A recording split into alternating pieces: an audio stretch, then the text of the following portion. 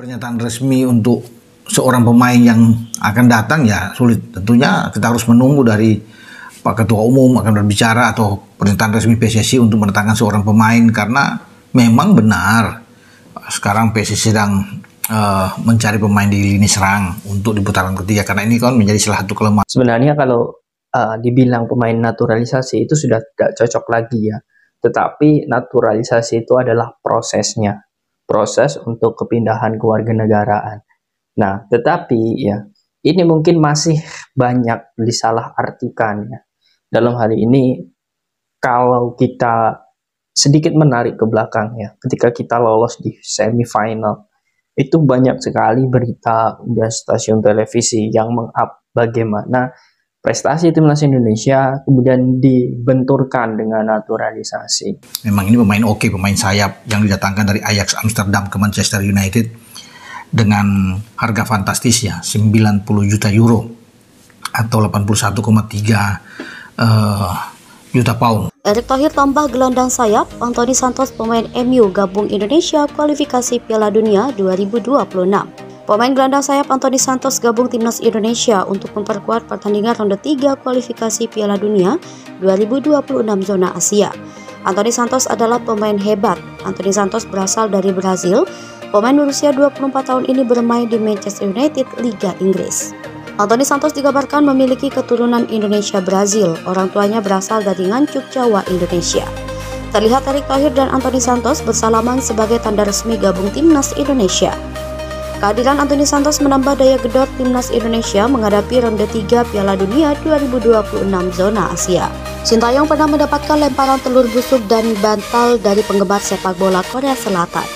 Gara-gara Sintayong gagal membawa timnas Korea Selatan melaju Piala Dunia 2018. Sintayong menjadi pelatih timnas Korea Selatan. Timnas Korea Selatan kalah melawan Brazil sehingga tersingkir dari Piala Dunia 2018. Pulang ke Korea Selatan, Sintayong disambut dengan cacian penggemar sepak bola Korea Selatan. Sintayong langsung kehilangan jabatan pelatih timnas Korea Selatan. Setelah itu, Sintayong mendapatkan tawaran melatih timnas Indonesia. 4 tahun melatih timnas Indonesia, Sintayong berhasil menunjukkan prestasi sepak bola Indonesia. Sintayong pulang ke kampung Korea Selatan. Pelatih timnas Indonesia ini tidak lagi kena lemparan telur busuk dan bantal dari penggemar sepak bola Korea Selatan. Penyambutan Sintayong berubah 180 derajat dari penggemar sepak bola Korea Selatan.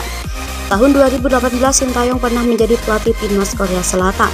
Hasil buruk Piala Dunia 2018 membuat penggemar sepak bola kesal dan melempari Sintayong dengan telur busuk dan bantal.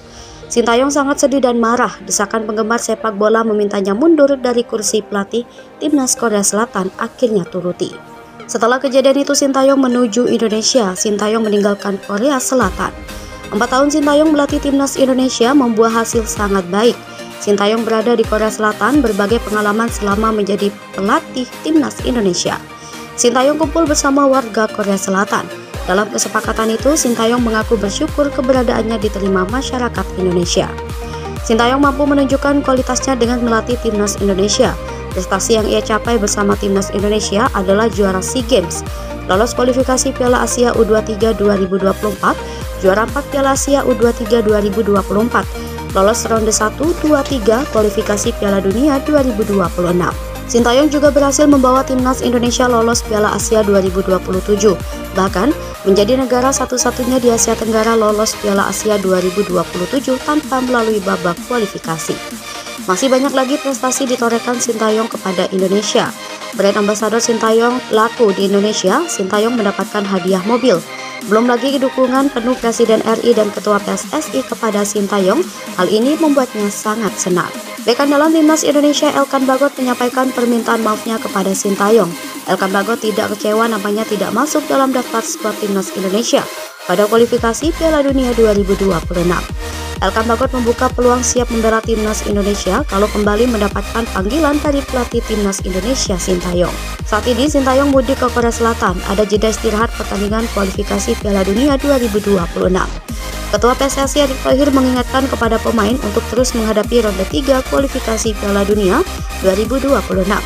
Tim lawan hebat dan menantang Indonesia butuh tim yang hebat dan kuat untuk dapat lolos babak berikutnya. Lini depan timnas Indonesia menjadi pikiran Ketua PSSI Erick Thohir. Erick Thohir ingin penyerang timnas Indonesia lebih tajam dan banyak menghasilkan gol. Tugas utama penyerang adalah mencetak gol. Menghadapi ronde 3 Piala Dunia 2026 zona Asia, Erick Thohir memastikan Indonesia tambah pemain lini depan. Pemain lini depan yang masuk radar Erick Thohir adalah Ole Romeni. Penyerang keturunan Indonesia Belanda itu sudah memberikan sinyal siap gabung timnas Indonesia. Erick Thohir menghubungi Ole Romeni untuk menawarkan gabung timnas Indonesia. Ole Romeni sangat antusias dan siap mengikuti proses naturalisasi menjadi warga negara Indonesia. Penampilan baik Jan Madsen pada Liga Champions UEFA membuat pemain keturunan Belanda, Suriname, dan Indonesia menjadi rebutan. Pendit Belanda memagari Jan Madsen agar tidak gabung timnas Indonesia. Peluang besar Jan Madsen gabung timnas Belanda sangat besar. Pandit Belanda ingin Jan Madsen gabung timnas Belanda, bukan timnas Indonesia. Jan Madsen adalah pemain yang memperkuat klub Borussia Dortmund. Final Liga Champions antara Borussia Dortmund versus Real Madrid, Jan Madsen tampil sangat baik. Walaupun Real Madrid menjadi juara Liga Champions, Ketua PSSI Erick Thohir mengatakan Jan Madsen adalah satu pemain keturunan yang masuk radarnya masuk skuad timnas Indonesia. Indonesia-Belanda rebutan Jan Madsen pemain Liga Champions, Borussia Dortmund versus Real Madrid Piala Dunia 2026. Erick Thohir telah menjalin komunikasi dengan Jan Madsen. Erick Thohir mendapatkan izin dari orang tuanya. Jan Madsen sangat antusias dapat bermain di timnas Indonesia. Erick Thohir menegaskan pemain keturunan bergabung di timnas Indonesia atas keinginan pemain itu sendiri. Jan Madsen begitu mendapatkan tawaran apakah mau bermain bersama timnas Indonesia, Jan Madsen sangat antusias sekali. Martin Paes menjadi pemain kunci timnas Indonesia pada ronde 3 kualifikasi Piala Dunia 2026. Tim Asia hebat-hebat yang lolos ronde 3 kualifikasi Piala Dunia 2026, Indonesia wajib memiliki kiper hebat Martin Paes gabung timnas Indonesia. Tendangan Lionel Messi pernah gagal masuk ke gawang kiper Martin Paes. Martin Paes memperkuat FC Dallas, klub Major League Soccer Amerika Serikat. Lionel Messi memperkuat Inter Miami FC, klub Major League Soccer Amerika Serikat. Dalam video tendangan sudut Lionel Messi mengarah ke gawang FC Dallas yang dijaga Martin Paes. Martin Paes berhasil menangkis tendangan keras Lionel Messi.